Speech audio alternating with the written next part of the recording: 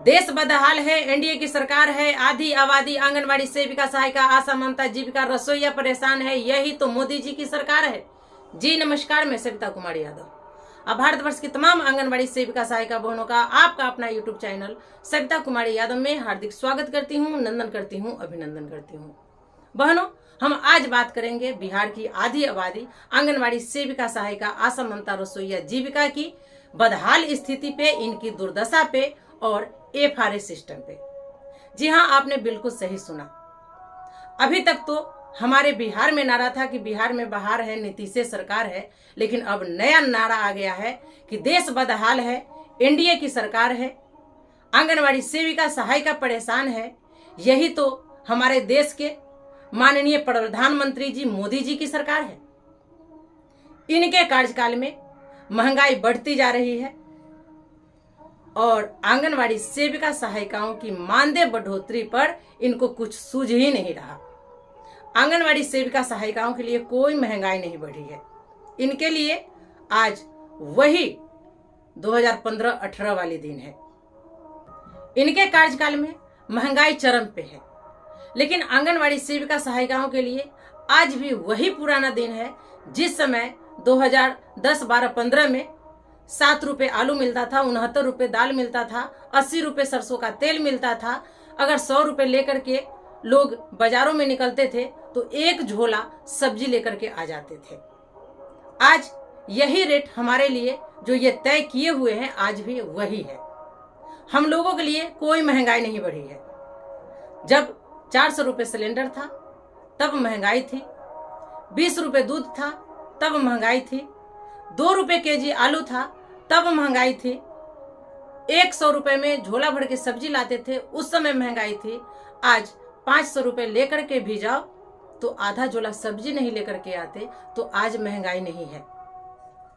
इन लोगों के लिए, नेताओं के लिए, विधायक सांसदों के लिए, सरकारी कर्मचारियों के लिए महंगाई बढ़ी है, इनका वेतन भत्ता बढ़ा है, लेकिन आंगनवाड़ी महिलाओं के लिए, आशा, ममता, रसोईया, जीविका के लिए महंगाई नहीं बढ़ी है। आज भी इनके लिए 400 रुपए सिलेंडर मिल रहा है, आज भी इनको 10 रुपए केजी दूध मिल रहा है, आज भी इनको 100 रुपए में एक झोला सब्जी मिल जा रहा है, आज भी इनके लिए 100-200 में कपड़े मिल जा रहे हैं, आज भी इनके लिए फ्री में दवाइयाँ मिल जा रही है। ये है असलियत हमारे देश के प्रधानमंत्री माननीय मोदी जी का। आज आंगनवाड़ी सेविका, सहायिका, आशा, ममता, रसोईया यानी कि आधी आबादी की बद से बदतर स्थिति है। इस पर ना ही तो राज्य सरकार को कुछ दिखाई दे रहा है, ना ही केंद्र सरकार को। बात हम करेंगे एफआरए सिस्टम की। सही है, एफआरए सिस्टम लागू करिए, कोई तकलीफ नहीं है। हम लोग एफआरए सिस्टम का स्वागत करते हैं, बशर्ते कि जो 4 ऑप्शन मांगा गया है, सास, ससुर, पति और लाभार्थी स्वयं, आपको ये 4 ऑप्शन देने में पता नहीं क्या जा रहा है, समझ में नहीं आ रहा है। आप सिस्टम में बदलाव नहीं कर रहे हैं और एफआरए सिस्टम का दबाव आंगनवाड़ी कार्यकर्ताओं पे डाल रहे हैं। यानी कि आपने पूरी मंशा बना ली है, ठान ली है कि आंगनवाड़ी कार्यकर्ताओं को लाभार्थियों के बीच मारामारी करवाने का। हमारा आपसे सवाल है कि जहां डीलर के द्वारा प्रति लाभार्थी 5 केजी अनाज दिया जाना है, वहां पे एफआरए सिस्टम लागू क्यों नहीं होती है? जहां पे विभाग द्वारा हमें दूध उपलब्ध करवाई जाती है, वहां एफआरए सिस्टम लागू क्यों नहीं होता है? जहां विभाग द्वारा बच्चे का खिलौने उपलब्ध करवाई जाती है, वहां एफआरए सिस्टम लागू क्यों नहीं होता है? जहां विभाग द्वारा हमें वजन मशीन दिलवाई जाती है, वहां पे एफआरए सिस्टम लागू क्यों नहीं होता? जहां विभाग द्वारा हमें दरी दिलवाई जाती है, वहां पे एफआरए सिस्टम क्यों नहीं लागू होता?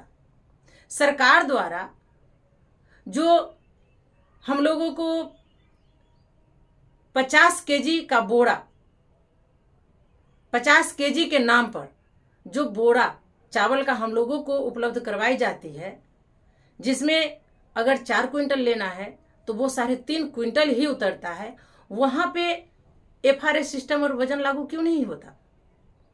जो हो आंगनवाड़ी कार्यकर्ता के साथ ही क्यों? अन्य विभागों में क्यों नहीं?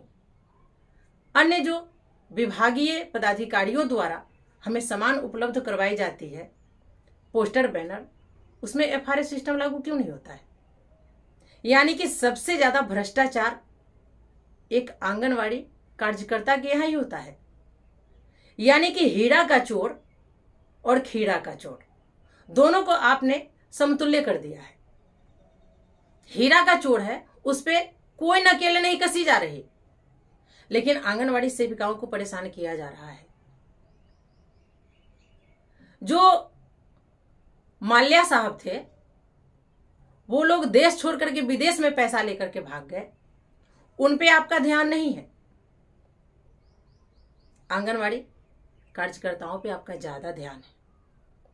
इसीलिए कहते हैं, सत्ता हो या तवे पर रखी हुई रोटी, उसको हमेशा पलटते रहना चाहिए। समय समय पे पलटेंगे तो रोटी भी फूलकर अच्छा निकलेगा और सरकार को भी लगेगा कि अगर हम अच्छा कार्य नहीं करेंगे, इन लोगों की बातों को हम नहीं सुनेंगे, तो हमें भी सत्ता से बेदखल कर देंगे।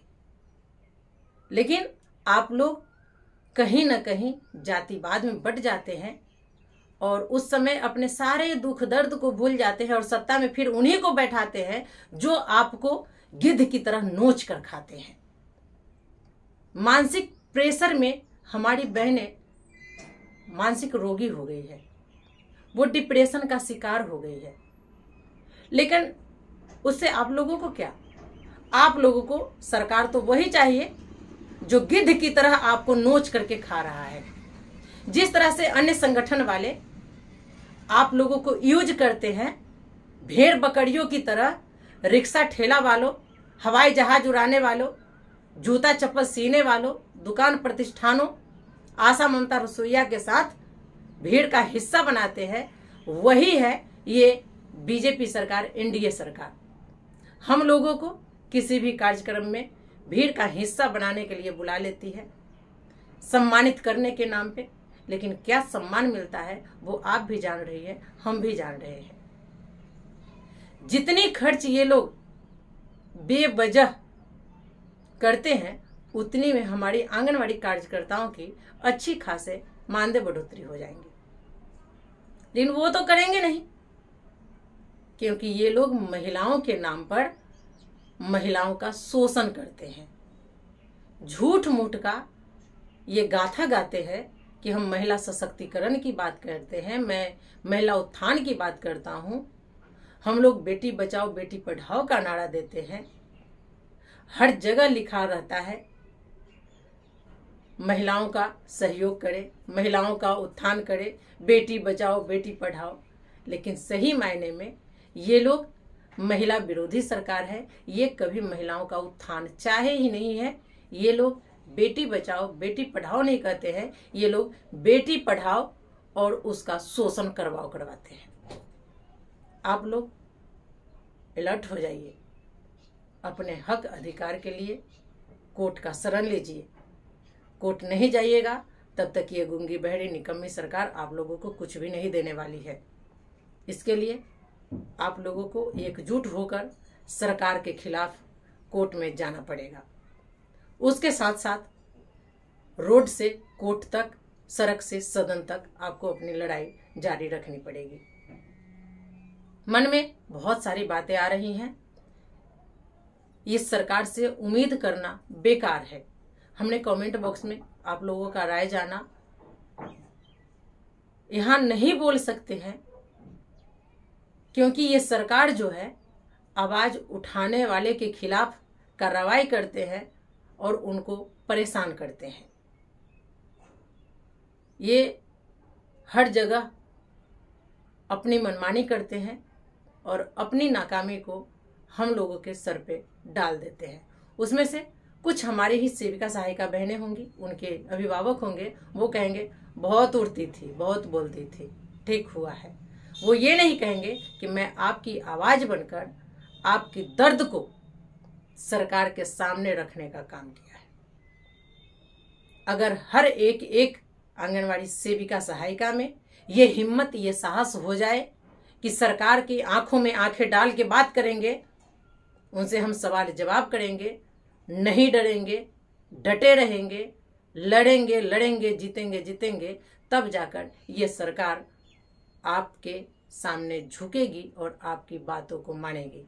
लेकिन यहाँ तो एक पे कार्रवाई होती है, बाद बाकी सब वो अपनी बहनों को ही उल्टा बोलना शुरू कर देती हैं, कमेंटबाजी करना शुरू कर देते हैं। तो हमारी आखिरी अपील भी यही है कि आप लोग एक होइए, कोर्ट का शरण लीजिए, अपना जीत सुनिश्चित करिए और सरकार को घुटनों पे लाइए, तभी आपका कल्याण होगा, अन्यथा नहीं होगा। तो चलिए आज के वीडियो में फिलहाल इतना ही। हमारा वीडियो आपको कैसा लगा एक कमेंट कर जरूर बताएंगे। तब तक के लिए आप हमें विदा दीजिए। नमस्कार।